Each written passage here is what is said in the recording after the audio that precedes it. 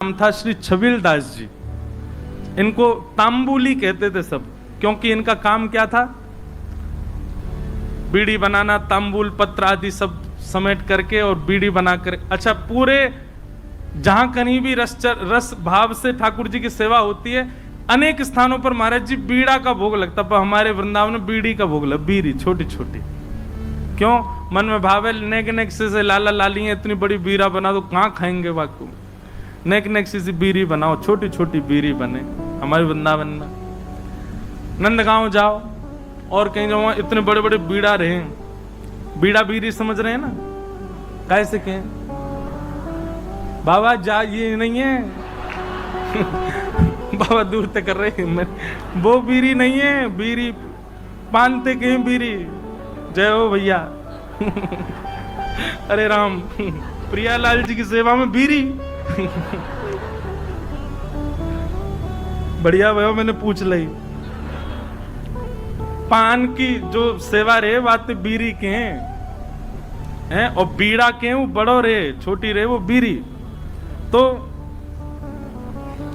छबील दास जी तांबुली, ये भी देवबंद के थे। इनको भी महाप्रभु जी की बड़ी याद आई, और आप भी महाराज सब छोड़ छाड़ करके वृंदावन आ गए। बोले कि वहीं जाके छोटी छोटी बीड़ी बनाऊंगा, राधा वल्लभ लाल जी को पवाए करूंगा। आए, आकर के महाप्रभु जी के चरणों में प्रणाम किया, और प्रणाम करके कहा मुझे सेवा प्रदान करो। बहुत ध्यान से सुनना सब लोग। महाप्रभु जी बोले क्या सेवा करोगे? बोले हम पे तो एक ही काम आवे, बीड़ी बनावेंगे, प्रियालाल जी आप बनाओ। बोले ऐसी बीड़ी बनाओ जो मुख में जावे के बाद भी लाल जी को श्रम नहीं करना पड़े, अपने आप ही घुल जाए करे। महाराज जी कितना विचार हमारे ब्रजमंडल में किया जाता। आप कभी दाऊ जी जाओगे ना, दाऊ जी, वहां श्री बलराम जी का मंदिर है। महाराज जी दाऊ जी में शाम को जब ठाकुर जी का, दाऊ जी का प्रसाद बनता है, इतनी छोटी छोटी पूड़ी बनती हैं। मैंने पूछी गुसाई जी इतनी छोटी पूड़ी काई को? बोले कहीं तोड़वे में श्रम नहीं है, जा पूरी पूड़ी उठाओ, सब्जी लगाओ, खा जाओ। मैंने की भैया ये लाड प्यार करके मूड हम नहीं बैठा रखे हैं ठाकुर जी इतना लाड करें ठाकुर जी से, बताओ ऐसी छोटी छोटी पूरी ये तोड़नी नहीं पड़ जाए ऐसे हमारे ब्रजमंडल की सेवा है भैया। तो महाप्रभु जी ने आज्ञा करी, ऐसी बीड़ी बनाइयो कि प्रियालाल जी के मुख में जाए, मुख में जाते ही घुल जाए। वो ठीक है। अब तो महाराज वो इसी भाव में बीड़ी सिद्ध करता था, पानों को रात में भिगोता, उनको बिल्कुल नरम सा बना के, वही सामग्री भीतर, वो भी निधान। महाप्रभु जी ने बताया क्या क्या सामग्री जाएंगे, उसके अलावा कुछ नहीं। बिल्कुल भी ऐसा ना हो कि मुख में जाकर के थोड़ा भी श्रम करना पड़े। रोज बीड़ी बनाता, चांदी के बढ़िया सुंदर पात्र में उनको भर के लेके जाता, और सेवा में जाकर के श्री राधा वल्लभ लाल जी की सेवा में पधराता। एक बात बताएं आपको, ठाकुर जी के जितने भी अधरामृत हैं उनमें सर्वश्रेष्ठ है बीड़ी। क्यों? बाकी को अधरामृत महाराज जी ठाकुर जी पामे, पर बीड़ी को भोग ऐसा है, ठाकुर जी क्या करें, वाकु पामे और मुख से लगा करके अधरामृत को स्पर्श करा करके तब वाकु पधरा दे। नेक नेक पामे, एक बीड़ी तो नेक लियो, दूसरी तो या को मतलब यह है कि मुख्य अधरामृत ठाकुर, वैसे तो सब कुछ है, पर बीड़ी में विशेष ठाकुर जी को अधरामृत को भाव रहे। हमारे नाथ द्वार में भी महाराज जी, श्रीनाथ जी कितना बीड़ी भोग लगाते हैं, 100-150 पान रोज पाते होंगे। बताओ महाराज, हर प्रसादी के बाद में। और जैसे भोग की थाली होती है, भोग की थाली ठाकुर जी के सामने पधरा दी जाती है। ठाकुर जी इसमें हम पाएंगे, या किशोरी जी पवाएंगे, या ठाकुर जी किशोरी, हम लोग बाहर आ जाते हैं पर्दा करके। पर बीड़ी का तो नियम है कि बीड़ी आपको लेके ठाकुर जी के अधर से छुवानी ही पड़ेगी। तो मूल रूप से अधरामृत का स्पर्श बीड़ी को प्राप्त होता है, इसलिए बीड़ी प्रसाद प्राप्त हो तो समझ जाइयो अधरामृत ही है ठाकुर जी को। और बीड़ी की सेवा जाकू है सके करो, लाल जी को बड़ी प्रिय मुखवास। तो ये छबील दास जी तांबुली आए और इनने बीड़ी की सेवा प्रारंभ करी। ठाकुर जी के लिए बढ़िया बीड़ी बनाते, चांदी के पात्र में ले जाके पधरा देते। महाप्रभु जी ने एक दिन बीरी को प्रसाद ठाकुर जी को पधरा करके, और जब अधरामृत है गयो, प्रसादी है गई, स्वयं पाए, बड़ा आनंद आया। महाप्रभु जी को लगे कि हाँ, ठाकुर जी के योग्य सामग्री बननी है। एक दिन बड़े प्रसन्न थे महाप्रभु जी, तो विराज रहे थे, सब सेवकगण चारों ओर बैठे थे। अत्यंत प्रसन्न श्री हितरवंश महाप्रभु सबसे बोले, कछु मांगो भाई, तुम्हें कहा चाहिए। आज मैं इतना प्रसन्न हूं, आज प्रियालाल जी को ऐसा दर्शन भयो है, इतनो आनंद मन में उमड़ रहे हो कि मन एरो जो मांगोगे सो दूंगो, बताओ क्या चाहिए। चरण दबा रहे थे छबीलदास जी तांबुली, कोई हाथ दबा रहे हैं, सब सेवा कर रहे हैं। हाँ भाई तांबुली छबीलदास, तू बता क्या चाहिए। तेरी बीरी पाई, बहुत बहुत स्वाद, और बिल्कुल ऐसा लग रहा हो कि हाँ प्रियालाल जी को सुख मिलता होगा, बता कहा चाहिए। आहा, छबीलदास तांबुली चरण दबाते दबाते बोले, जो मांगूंगा सो दोगे। महाप्रभु जी बोले, कहा चाहिए बता, आज्ञा कर।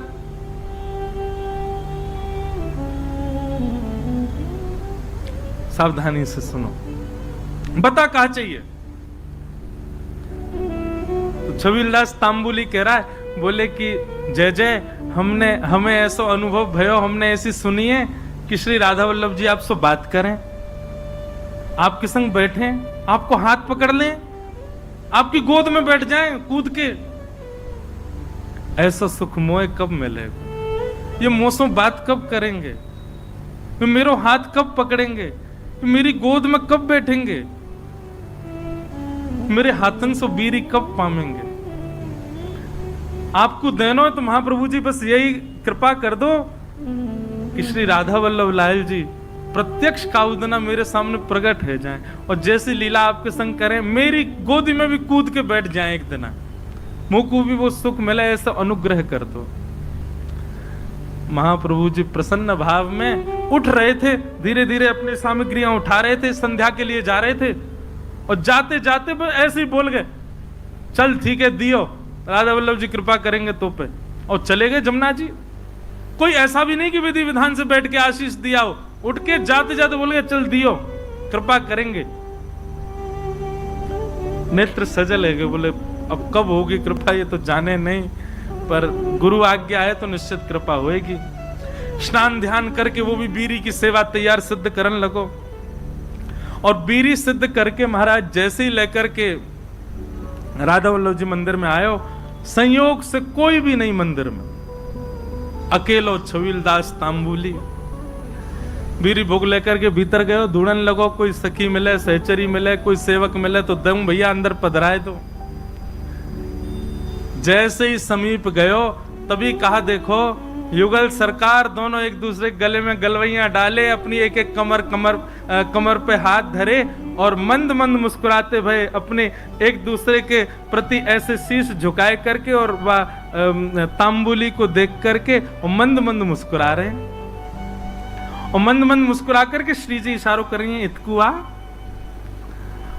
अब तुम। अच्छा एक बात, हाँ वो तो बताना भूल ही गया मैं, जब उसने महाराज जी महाप्रभु जी से यह आज्ञा मांगी कि आप ऐसा अनुग्रह करो कि प्रियालाल जी मुझको प्रत्यक्ष दिखें, तब महाप्रभु जी कह में सह पाएगा उनके स्वरूप को। वो अगर प्रकट है गए तो उनके स्वरूप माधुरी, रूप माधुरी को झेल लेगो ना, झेल लेगो तो को आशीष दूंगो। तो माने कही रूप देखने के बाद झेलनो ही ना है, प्राण निकल जाए, बस रूप दिख जाए एक बार, वाक्य बात। अच्छा क्योंकि एक बात बताएं, सहचरी भाव में और अंतरंग भाव में प्रियालाल जी तो अपनी लीला करते हैं, आपको तो बस प्रवेश मिल जाता है, और कहीं उनकी छवि देख करके आप बेहोश हो गए तो कई जगह महाराज जी हमारे वृंदावन रस रीति में उसको अपराध माना जाता है। आपने जरूर अपनी गुरु निष्ठा में कोई कमी छोड़ी होगी, जरूर अपनी निष्ठा भाव, इसीलिए आप उस छवि के भाव को सहन नहीं कर पाए। इसलिए महाप्रभु जी ने कहा झेल लेगो, झेल पावेगो स्वरूप को। छबीलदास बोलो आप कृपा करोगे, तो सब संभव है जाएगा। तो महाप्रभु जी कहेगा हाँ ठीक है, होगी कृपा।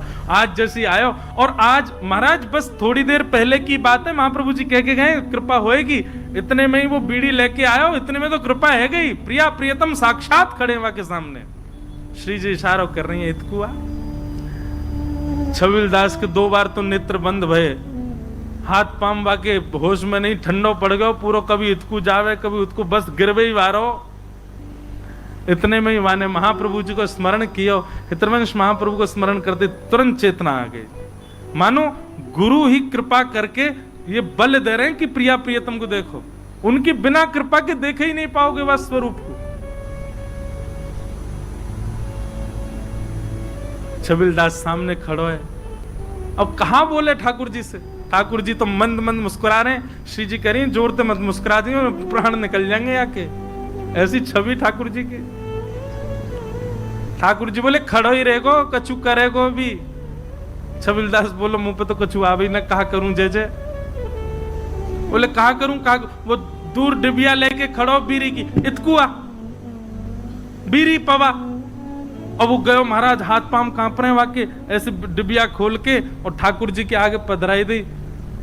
ठाकुर जी बोले बाबर ही है बिल्कुल ही, अरे निज करसों उठा बीरी और मुंह में पवाए दे, इतना विलंब काय को करे। जैसी बीरी उठाए करके ठाकुर जी के सन्मुख करी, ठाकुर जी इशारों के नहीं, पहले श्री जी को पवाए। श्री जी ने बीच में से बीरी आधी तोड़ करके मुख में ली, बोले अब अधरामृत मुंह को पवा।